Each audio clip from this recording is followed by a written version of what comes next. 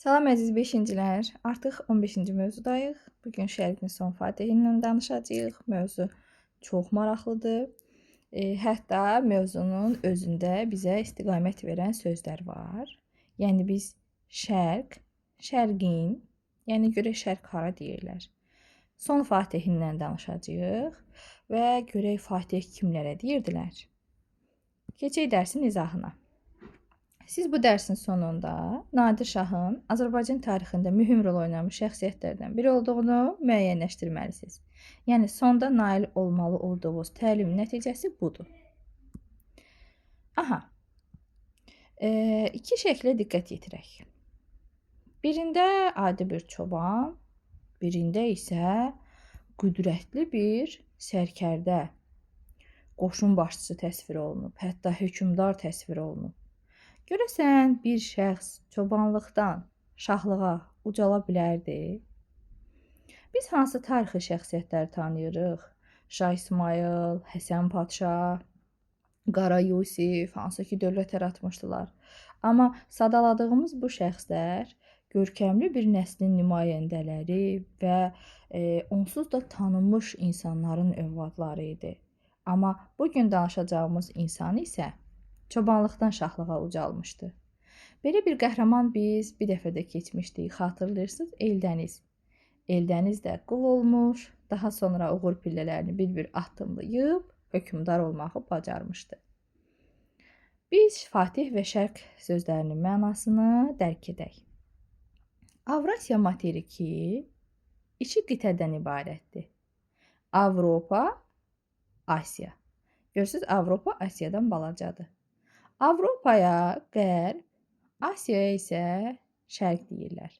Yəni Nadir Şərqin son fatihidir. Asiya qitəsinin son fatihidir.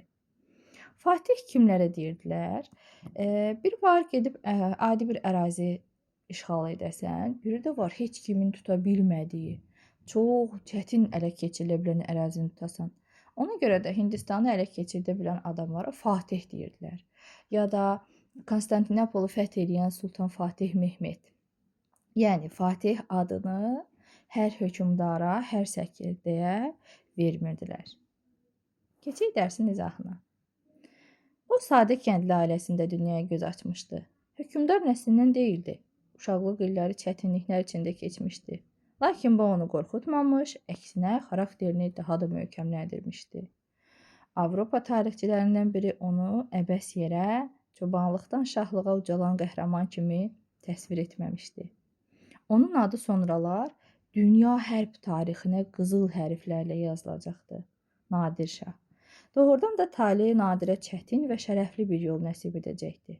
Ölkəni işğalçılardan təmizləyəcək və yeni bir dövlət quracaqdı. Kim idi Nadir? Oğuzların Əfşar boyundan idi və həmişə türk olması ilə fəxr etmişdi. Əfşarlar Səfəvi dövlətinin qurulmasında yaxından iştirak edən bir qızılbaş tayfası idi. Nadir Şah uşaq vaxtlarından hərb işinə böyük maraq göstərirdi.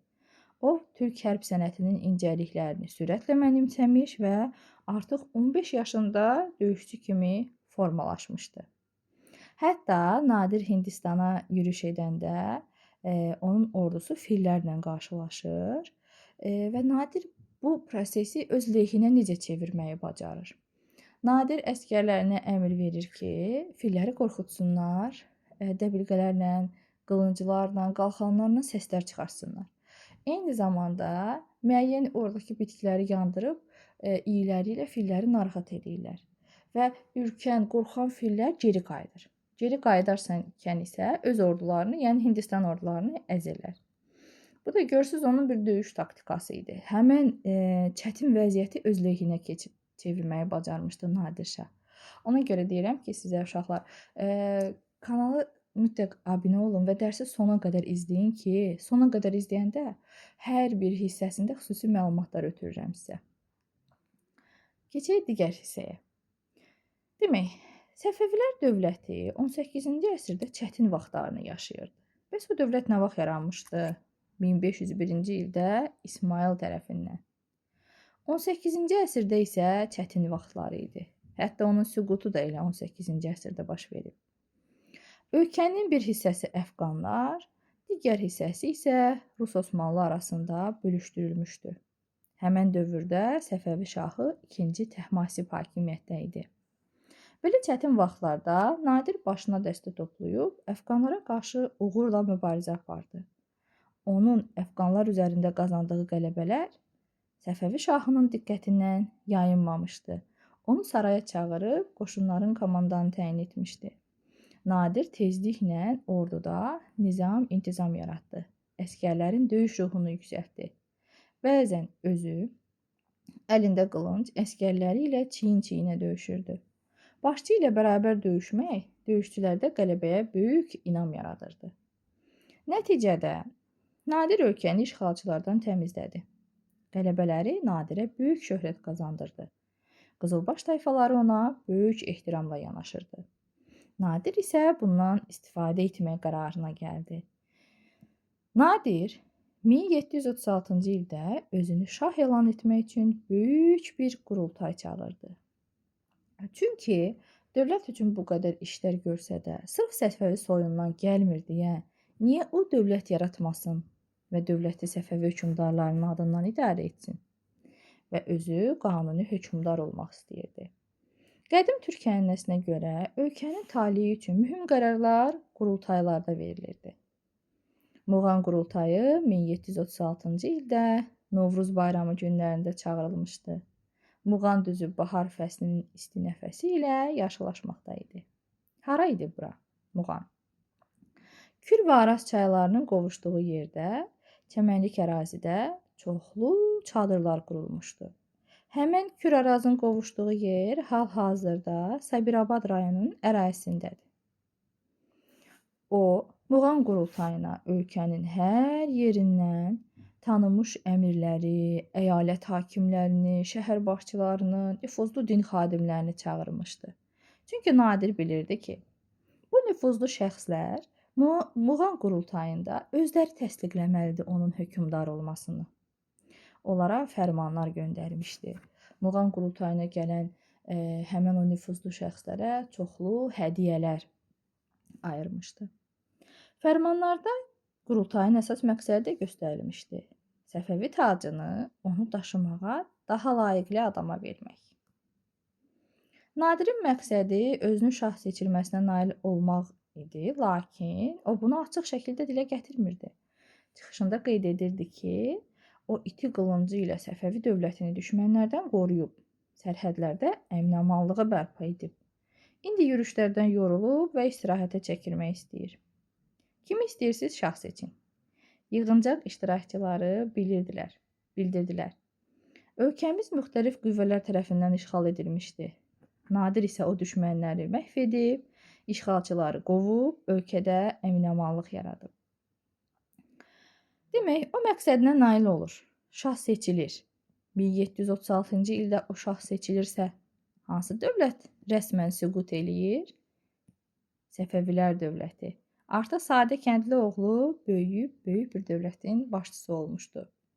Hətta mənbələrdən birində məlumat var ki, qurultaydakı iştirakçılardan biri Nadirin şah seçilməsinə etiraz eləyir və deyir ki, mütləq Səfəvi soyundan biri seçilməlidir.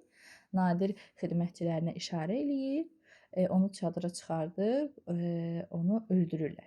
Və digərləri də həm qorxudan az qala yalvarırlar ki, Nadir bizim şahımız olsun. Nadir artıq dövlət başçısı idi. Amma zəifləmiş dövləti gücləndirmək lazım idi. Bunun üçün ilk növbədə mərkəzi hakimiyyət möhkəmləndirilməli idi. Məmur özbaşınalıqlarının qarşısını almaq, əhalinin vəziyyətini yaxşılaşdırmaq lazım idi. Və Nadir nəyə başladı? İslahatlara. Bəzi vəzifələri ləğv etdi, vergi işini nizama saldı, ölkəni vilayətlərə böldü və hər vilayətdə sədaqətli adamları təyin etdi. Nadir həm də ilk hökmdardır ki, Xəzər dənizində donanma yaratmaq istəyib. Uşaqlar, biri var ticarət gəmisi, bir də var hərbi gəmi. Dənizdəki hərbi texnika. Biz buna donanma deyirik. Nadir şahın şimal qonşusu Rusiya ilə bağlı təhlükələr var idi. Yəqin ki, o bunu məhz həmən dövlətə görə yaratmaq istəyib ilk dəfə. Nadir Osmanlı ilə də münasibətləri qaydaya salmaq istəyirdi. Hətta sultana məktub yazıb dini çəkişmələrə son qoymağı təklif etmişdi. Demək, bu hissədən mən nə öyrəndim? Mərkəzi hakimiyyəti möhkəmləndirmək istəyirdi. Vergi işini qaydaya saldı. Xəzər dənizində donanma yaratmaq istədi, nail olmadı. Və Osmanlı ilə dini çəkişmələrə son qoymaq üçün sultana məktublar göndərdi. Daxili siyasətdə addımlar atdı, iqtisadiyyatı dirçəltmək üçün. Amma bu yetərli deyildi. Nadir xəzinəni zənginləşdirmək, xəzinəni doldurmaq üçün hərbi səfərlərə başladı. Qonşu ərazilərə hücum etdi. Haralara? Hindistana və Mərkəzi Asiyaya. Nadir Şah hər səfərində qələbə və böyük qənimətlərlə geri döndü. Hətta qənimətlər o qədər böyük idi ki, Nadir Şah əhalini 3 illik vergilərdən azad etmişdi. O döyüşçülərinə, əmirlərinə də mükafatlar verirdi. Gəlin, Hindistana səfəri ilə bağlı bir maraqlı faktı oxuyaq. Hindistandan ələ keçirilən qənimətlərin içərisində məşhur Koh-i-Nur adlı qiymətli almaz var idi. Koh-i-Nur farsça dağların nuru deməkdir. Bu daş Hindistanı idarə edən böyük Moğol hökmdarının Tovuzquşu taxtının bəzəyi olmuşdu. Tovuzquşu taxtına baxaq. Nadir qənimət kimi həm də onu gətirmişdi Hindistandan. Nadir bu daşı çox axtarsa da tapa bilmir. Sonra xidmətçiləri vasitəsilə öyrənir ki, Moğol hökmdarı, yəni Hindistan hökmdarı onu öz papağının içində gizlədib. Demək, Nadir həmin Hindistan hökmdarına dostluq əlaməti olaraq baş geyimlərini dəyişdirməyi təklif edir. Və Hindistan hökmdarının başqa yolu qalmır və beləliklə bu qiymətli almaz Nadirin əlinə keçir. Amma ölümündən sonra bu daş oğurlanır, satılır. Bəs hal-hazırda bu daş hardadır? Hal-hazırda bu daş Britaniya kraliçasının tacını bəzəyir. Çünki İranda ingilislər ağalıq edən vaxt onu oğruyub aparırlar İngiltərəyə. Nadirin imperiyasının paytaxtı Məşəd şəhəri idi. Gəlin, Nadirlə bağlı suallara cavab verək. Nadir Şahın uşaqlıq illəri haqqında 3 cümlədən ibarət qısa danışın. Qurultay sözünü izah edin. Koh-i-Nur almazı haqqında qısa hekayə. Muğan qurultayının xəritədə yerini tapın. Bunu sizə dedim. Sabirabad rayonunu tapın. Baxın, bunlar daha çox fərdi suallardır. Yəni sizin öz yaradıcılığınızla bağlıdır. Boşluqları doldurun. Nadir Şah Muğan düzündə keçirilən qurultay nəticəsində şah olmuşdu. Nadir Şah Hindistana yürüş edib oradan Koh-i-Nuru gətirmişdi. Nadir Şahın dövründə paytaxt Məşəd şəhəri idi. Nadirin məqsədi nə idi? Dövlət başçısı olmaq. Koh-i-Nur Hindistandan gətirilmiş almaz. Qurultay toplantı. Əfşar Nadirin yaratdığı dövlət. Bu suallara da baxaq. Məsələn, hazırda güclü şəxs kimi yetişmək üçün hansı imkanlar var? Ümumiyyətlə, fiziki və mənəvi cəhətdən güclü olmaq üçün siz nə etməlisiniz, nə etməlisiniz? Hökmdar olsaydınız, gəlirləri artırmaq üçün başqa hansı tədbirlər görərdiniz? Məsələn, Nadir səfərlərlə çalışıb xəzinəni doldursun və siz necə edərdiniz? Nadirin hansı bacarıqları hakimiyyətə gəlmək üçün vacib idi? Onu bir sərkərdə kimi necə qiymətləndirərdiniz? Bunlar uşaqlar, yenə də deyirəm, artıq öz cavab verməli olduğu suallardır. Yaradıcı tətbiq etmə mərhələsində isə bunu artıq sizə dedim. Sadəcə Sabirabad rayonunun ərazisini xəritədə tapacaqsınız. Bu da qiymətləndirmə vərəqi idi. Dərs əsnasında müəllimin məsləhətlərini dinlədimmi? Təlimata əməl etdimmi? Bu artıq müəllimlərə lazım olan hissədir. Ev tapşırığı üçün isə sizə Nadir Şaha aid PowerPoint-də təqdimat hazırlamağı tapşırıram. Ümid edirəm ki, dərsi tam mənimsədiniz.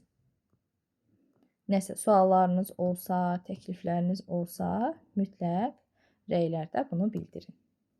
Gələn dərslərdə görüşərik.